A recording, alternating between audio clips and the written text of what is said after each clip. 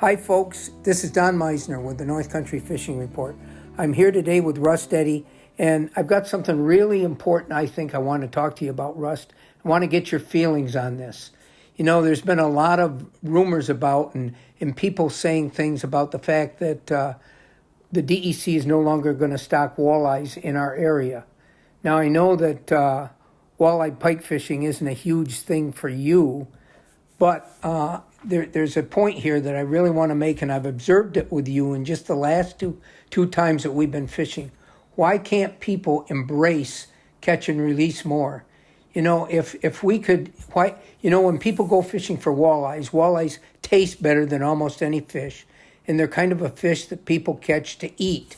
But my point is that if we adapted the same type of policies we do for bass and really tried to protect these fish, the two fish that we don't stock in this area are northern pike and now walleyes. And yet we have great populations, I think, of both. But I've been thinking about this, and I've been thinking about what this is like for you in your life. You've told me that when you and Cheryl first got together, you discovered fishing together, and you were fishing all the time, and every fish that you would catch, you guys would eat. And now I've never seen you want to keep a fish in all the times that we're fishing. And I want to be very specific. A couple days ago when we were fishing, I caught a really nice northern. I'm in the front of the canoe, and you landed that fish for me from behind. And I said, Russ, this fish is really taking this in deep. And you started out trying to get that hook out of that fish. And you had jaw spreaders, and you had your pliers. And when you finished, you said to me, this is one of the most enjoyable things for you to be able to do. You said that you saved that fish, that you easily got the hook that was embedded in the roof of its mouth, that you don't think that fish would have lived if you hadn't been so careful in getting that lure out. And I saw you do that the same thing earlier when we were fishing. You caught one and you said, here we go again. You did the same thing and you were able to save that fish. And that seemed to mean an awful lot to you. So the moral of that story is if you go with targeting northern pike, take the right tools with you. Because the pike, if they catch the hook right in the corner of their mouth, no problem. Grab them right on the gill plate, release the hook. But pike, as do any fish, but pike especially can inhale that thing, and it can be 3 or 4 inches down in there, and they have teeth. So, if that were the case and you don't have the tools, you're really in, you can't do it. You're toast. You can't get the lure out of the fish's mouth. You can't get it out, and if you yank it out, you're going to kill the fish. So you're either going to cut off the lure and let it go with the lure in it. Anyway, that's a bad deal. So if you have the jaw spreaders, which are these reverse pliers that hold the jaw open with spring-like, and then a long handle, a long set of pliers to reach down in there.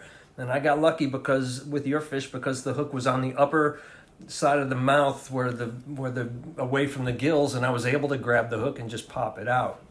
Okay. But let me go back to catch and release. You're absolutely right. We caught and kept and ate all our fish for a long, long time. And we started fishing. We were lucky enough to spend some time in Colorado, and we found this spot that we loved, and it had amazing wild fish. And it was this spot right off the road, and we stopped to pull over and then pull out and go down to this beautiful spot up in the mountains, and we caught a lot of fish, and we kept them. And we came back, and we caught a lot of fish, and we kept them, and we were able to come back a year later, and we went right back there, and sure enough, we caught a lot of fish, and we kept them. And then all of a sudden, we started not catching as many fish.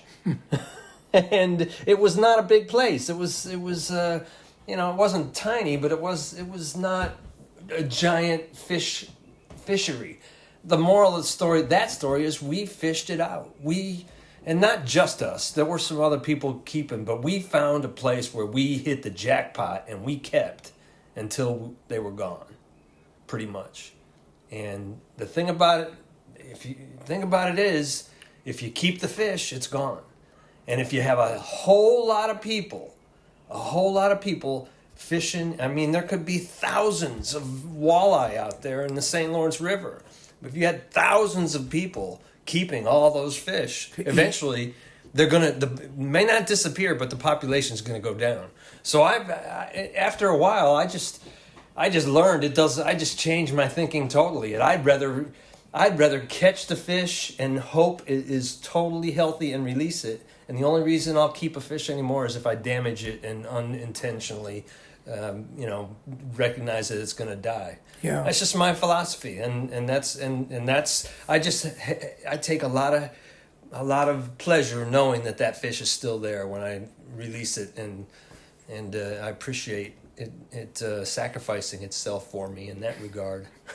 Well, I didn't know what to expect you to say, but I know that you're very, if I said spiritual, I don't know if that's the right word, but I know that the essence of sharing this world with everything else in it is a big deal to you. And that's what I thought, that it seems to mean a lot to you to preserve this.